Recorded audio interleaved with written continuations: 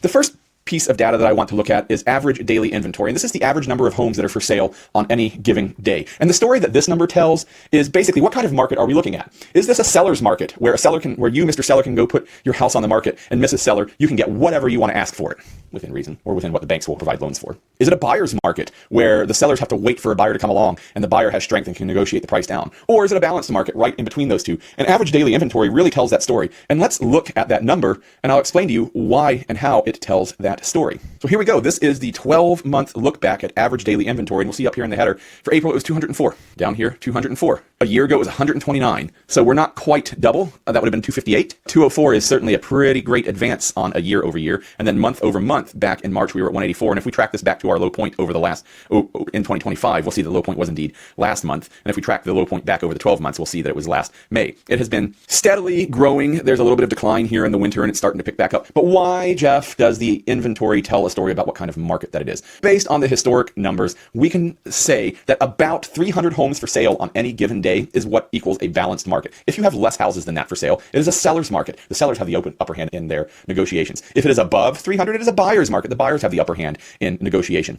It has been a seller's market in Tippecanoe County, and quite frankly, for a great deal of the country, not 100%, but a great deal of the country for a very long time. Trending up north of 200 is a sign of moving back towards a balanced market. Now, we are still a third off of a balanced market. And will we reach 300? I don't think it's beyond the realm of possibility this summer that we manage to get to 300. I don't perhaps think it will be for reasons that we would like it to be. There's a lot of uncertainty in the market, and in the market in general, in the consumer market. And I'm talking durable goods. I'm talking consumer goods. I'm talking imports from China or anywhere else in the world. There's a lot going on out there. There's a lot of uncertainty in the market. And what do markets like? They like certainty.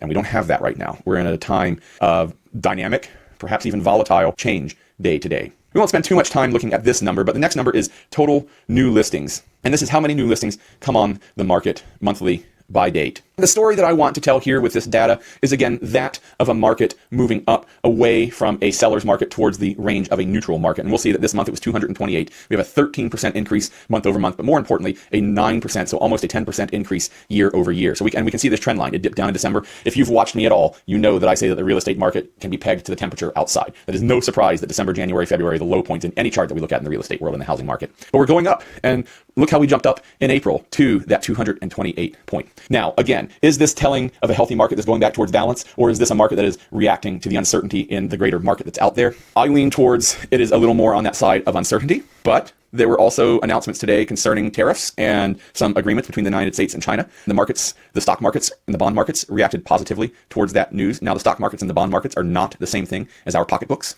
So you're going to take all that with a grain of salt, with a look towards the bigger picture. This is just one thing that you've got to weigh to make your own decisions.